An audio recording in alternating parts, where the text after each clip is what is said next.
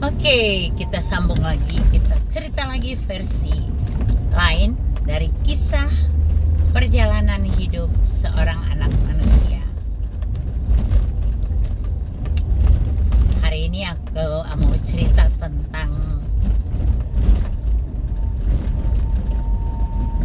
menghakimi. Kita nih jadi manusia ya, suka banget menghakimi orang lain. Kita nggak mau lihat diri kita sendiri penuh dosa, tapi kita suka menghakimi orang lain, menjudge orang lain yang dengan sadis.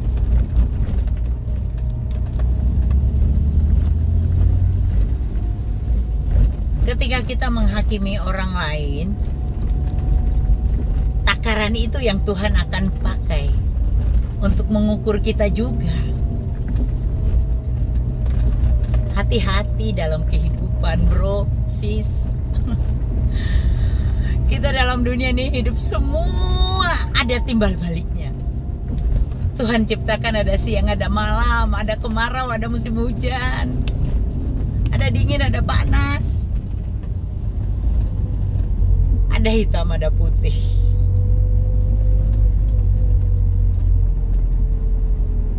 Jangan kita menghakimi orang lain supaya kita tidak dihakimi. Orang berbuat salah wajar, itu masih manusia.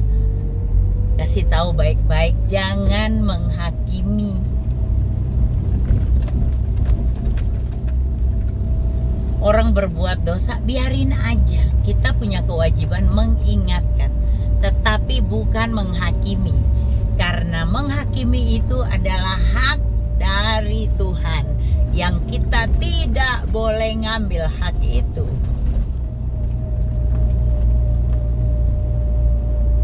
Orang berbuat jahat sama kita nih, apakah perlu kita balas?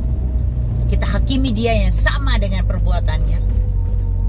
Gak perlu. Pohon tuh buah kalau matang ya udah busuk. Kalau busuk itu nanti juga jatuh sendiri tanpa diutik, tanpa disenggol, itu jatuh sendiri. Buah busuk itu pasti jatuh sendiri. Nah, kembali lagi, kita mau ada di posisi mana? Di posisi buah yang lagi ranum dan diingini banyak orang, ataukah kita menjadi buah busuk yang tidak dihiraukan orang dan akan jatuh sendiri, tidak diingini orang, busuk, berulat dalamnya, busuk. Itu juga gambaran hati yang busuk ya, hati yang berulat, busuk sama orang lain.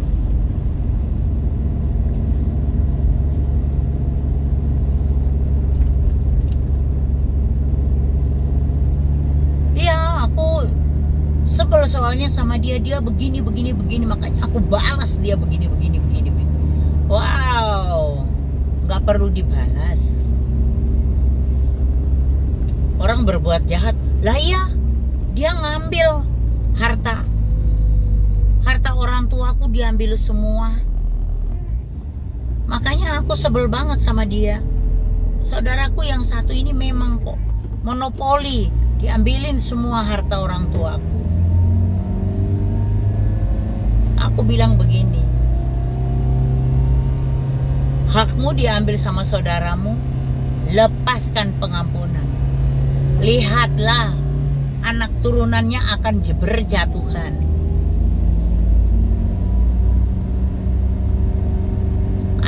Anak-anaknya akan berjatuhan. Apalagi kamu tuh orangnya rajin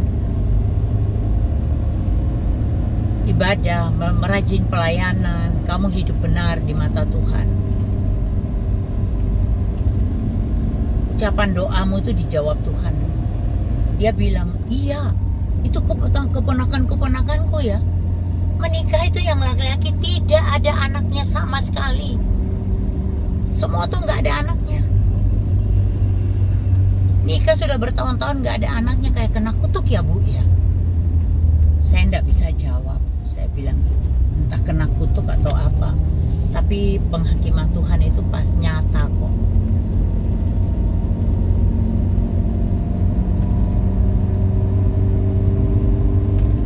Ibaratnya kalau kamu dizolimi kayak begitu, kamu cuma tinggal duduk diam, kamu nonton apa yang Tuhan lakukan untuk keadilanmu. Saya percaya doa orang benar itu sangat besar kuasanya. Dan setiap tetes air matamu di hadapan Tuhan, pasti Tuhan tampung di kirbatnya.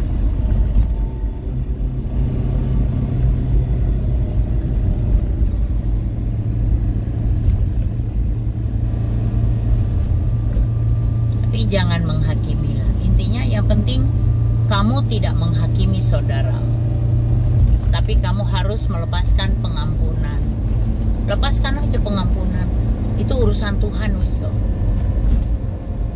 Ketika kamu mau sungguh-sungguh melepaskan itu, kamu nggak mikirin lagi. Pasti Tuhan berkati kamu dengan cara yang berbeda.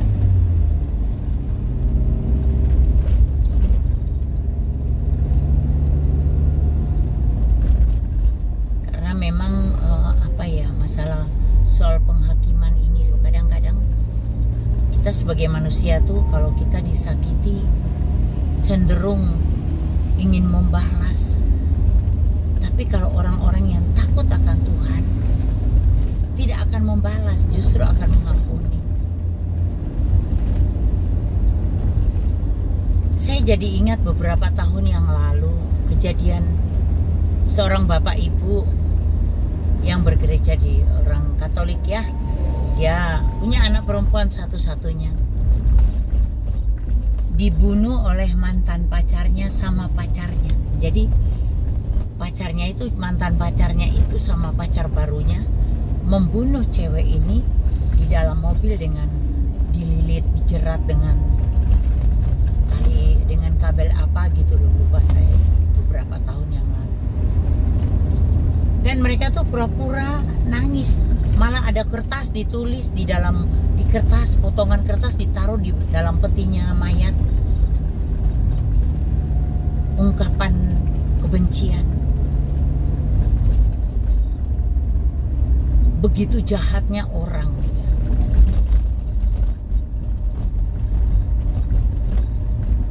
Sampai melakukan hal yang tidak terpuji. Ini anak satu-satunya. Tapi bagaimana sikap bapak ibu ini?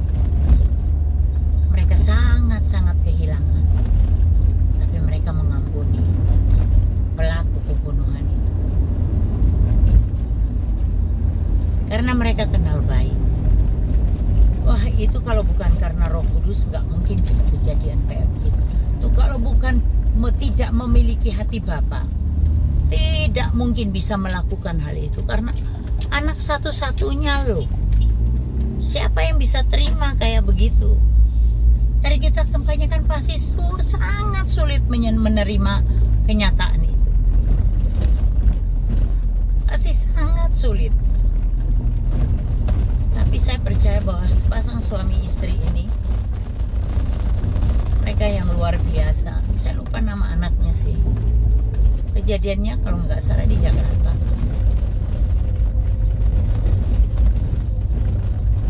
Tapi bapak ibunya luar biasa, punya hati yang hati bapak mengampuni.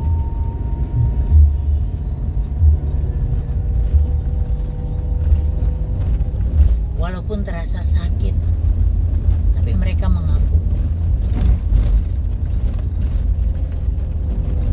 Saya rasa yang sampai di titik ini rasanya sulit banget ya. Kalau bukan karena Tuhan, nggak mungkin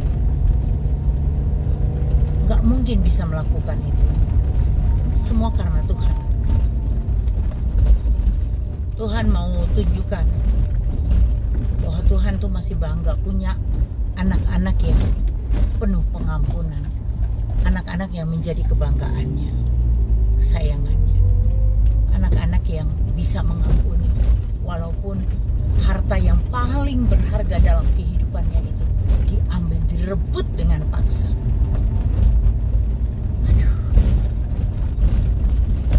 berat banget itu. Tapi mereka melakukan karena mereka sadar benar bahwa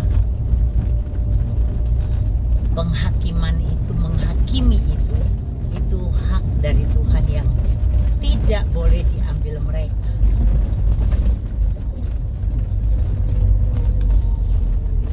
Kembali lagi kepada kehidupan kita masing-masing, koreksi hati dan pikiran kita. Apakah kita masih suka menghakimi orang lain? Dan mungkin juga apakah kita ini masih suka menjahatin orang lain sehingga kita pantas menerima penghakiman? Koreksi hati kita dan bertobat. Kalau kita memang jahat dan merugikan orang lain, bertobatlah. Tuhan itu menanti pertobatan kita dengan tangan terbuka. Dia menanti kita. Aku menantimu anakku, dengan tangan yang terbuka. Asal kita sungguh-sungguh bertobat. Jangan kita menyusahkan hidup orang lain. Oke, saya sudah sampai di tempat tujuan saya. Kita akan sambung di cerita kisah perjalanan hidup seorang anak manusia di versi yang lain. Tuhan Yesus memberkati.